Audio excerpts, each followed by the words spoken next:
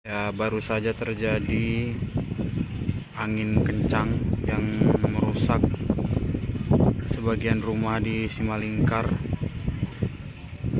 di Perumna Simalingkar tepatnya.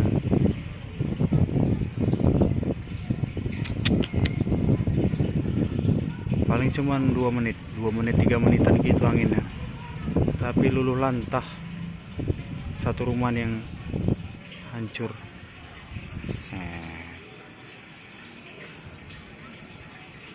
Itu juga ada tuh satu.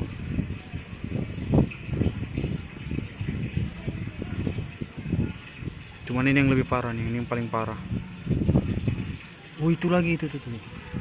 Itu ada juga tuh, hancur semua nih. Nah, ini juga hancur, guys. Terangkat semua sama seng-sengnya.